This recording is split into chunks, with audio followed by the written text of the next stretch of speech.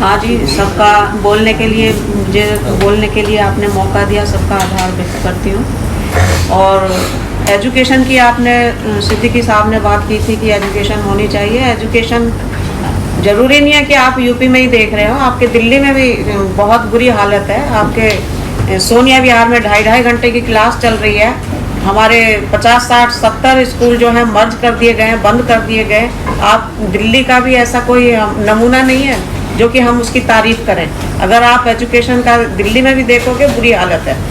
UP में और सब में तो है ही है, ऐसी बात नहीं है, नहीं है। हज़ारों स्कूल बंद हो रहे हैं, 60-65 हज़ार स्कूल बंद हो चुके हैं पूरी इंडिया में 2018 से।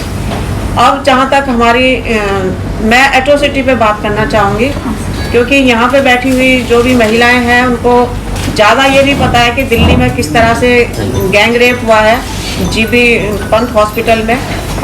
और उसके 5 बच्चे हैं, उसके कोई देखने वाला नहीं, कोई मीडिया में उसकी आवाज़ नहीं उठा रहे। देखा जाए तो निर्भया कांड दोबारा दोहराया गया है और उसका FIR भी उस तरह से कैसे लिखी गई है कि उसका पता ही नहीं चल रहा कि छोटी मोटी चोट बता के ऐसे कर दिया। पहली मई को, 1 तारीख मई को इसमें गैंग रेप हुआ है उसका, रात 9 बजे हॉस्पिटल के अंदर। उसके बाद 7 तारीख को वो लेडी मर गई है, उसके 5 बच्चे हैं छोटे छोटे। अब उनका नहीं पता, उनका फादर जो है वो पिछले साल ही, 1 साल पहले कैंसर से डेथ हो गई है। अब सवाल यह है कि उन बच्चों का क्या होगा।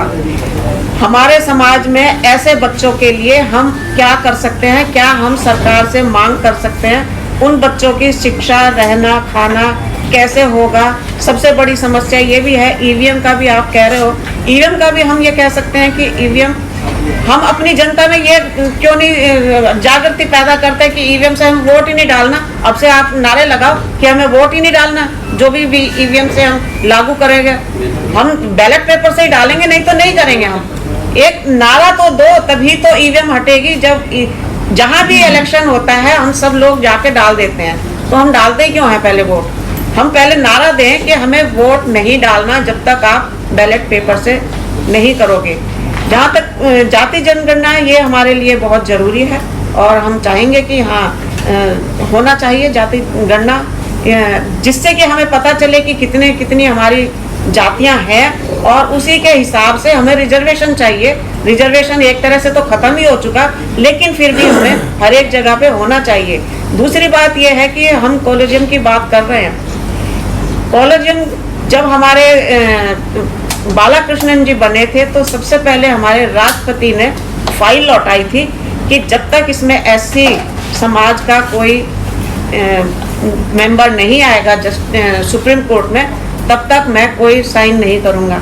हमारे 2 प्रेसिडेंट बन गए हैं, गोविंद नाथ चले गए बन के, अब द्रौपदी मुर्मू हैं। ये क्यों नहीं ये काम करती कि जब तक आप तब तक कोई भी मैं फाइल साइन नहीं करेंगे जब तक कि आप SC समाज का कोई भी जज हो।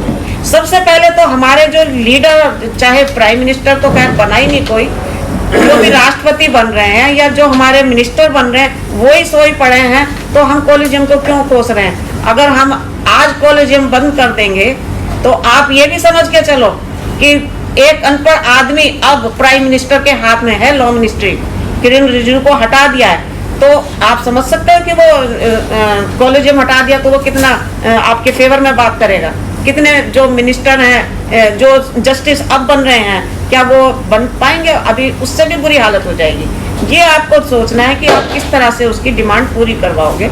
आप एडवोकेट हैं, आप सब समझते हैं, आप डिमांड रखवाइएगा, क्या करना है, फिर सब सपोर्ट करेंगे आप। Doctor Pushpa Verma, social activist हूँ और मैं रिटायर्ड हूँ सेंट्रल गवर्नमेंट से as senior PGD biology.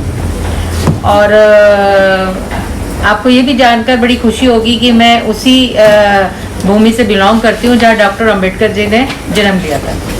Mhow से ही मैं बिलोंग करती हूँ और मेरे अंदर भी वही खून दौड़ता है जो डॉक्टर अंबेडकर के अंदर दौड़ता था।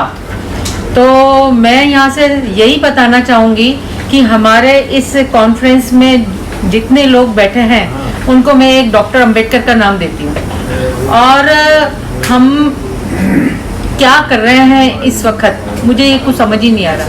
हमारे एक महानायक डॉक्टर अंबेडकर, जब उनके पास में कुछ नहीं था, कोई साधन नहीं था, कोई जीविका नहीं थी, कोई आर्थिक परिस्थिति नहीं थी, अपने परिवार से इतने गरीब थे वो, मेरा घर और उनके घर में सिर्फ 10 मिनट का अंतर है। इतने महानायक जो कहां से निकल के कहां पहुंच गए और उन्होंने हमारे समाज को कहां से निकाला और कहां पहुंचा दिया, मैं उनकी ऋणी हूँ।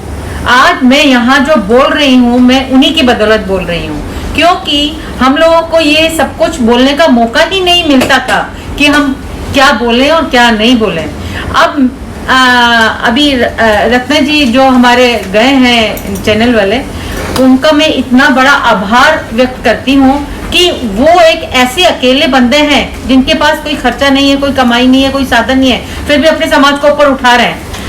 कोंडली के अंदर अभी जो एक कांड हुआ है, वो एक इतना भयंकर कांड हुआ है कि उसको देख के हमारा दिल दहला जाता है। लेकिन मैंने ये देखा कि हमारे समाज में इतने सारे संघ हैं, कोई एक संघ उस परिवार के पास नहीं गया। हमारे इतने सारे लोग हैं, कोई एक भी वहां पे नहीं गया, उस परिवार को नहीं देखा। पंत में जाके किसी ने यही बात नहीं करी कि अरे इस औरत के साथ में ऐसा क्यों हुआ। मुझे तो ये सोचकर बड़ा हर्ष होता है कि ये क्या हो रहा है हमारे समाज के अंदर। हम इतने पढ़े लिखे लोग, इतने सारे हमारे पास डॉक्टर लोग हैं, एडवोकेट हैं, इंजीनियर हैं, टीचर्स हैं, सारे हम महानुभाव लोग हैं, लेकिन हम हमारे समाज के लिए कुछ नहीं कर पा रहे। तो हमें इसके लिए कुछ सोचना पड़ेगा, हमें इसके लिए कुछ करना पड़ेगा। और आज के आपने जो एजेंडे दिए हैं, इसका मैं बहुत आभार व्यक्त करती हूँ कि आपके एजेंडे बहुत ही अच्छे हैं, बहुत ही एमफुल हैं। तो इस पे आप लोग काम करें, हम आप लोगों के साथ हैं। जब भी आप हम लोगों को अपनी तरफ से बुलाएंगे, हम आपके साथ में रहेंगे। हमारे चैनल बहुजन दस्तक को लाइक, शेयर, सब्सक्राइब देखना मत भूलिएगा। जय भीम, जय भारत, जय संविधान, नमो बुद्धाय। धन्यवाद। चैनल आर्थिक समस्या से गुजर रहा है। अगर आप बहुजन समाज में बाबा साहेब अम्बेडकर और तथागत बुद्ध की विचारधारा को अधिक से अधिक लोगों तक पहुंचाना चाहते हैं, तो हमें आर्थिक सहयोग प्रदान करें, ताकि हम अपने चैनल के माध्यम से देश विदेश में समता, बंधुता, एकता और संवैधानिक अधिकारों को ज्यादा से ज्यादा लोगों तक पहुंचा सकें। आप अपनी सहायता राशि नीचे लिखे खाते में जमा करा सकते हैं।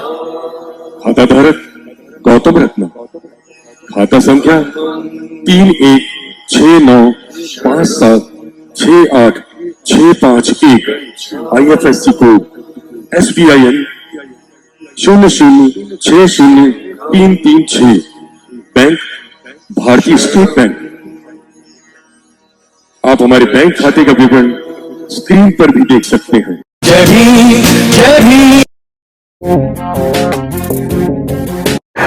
मैं गौतम रत्ना आपका बहुजन फिल्म प्रोडक्शन में स्वागत करता हूं, और आप हमारे प्रोडक्शन हाउस के अंदर अपना कैरियर बना सकते हैं as a film director, as a producer and actor and actress and editor and cinematographer also.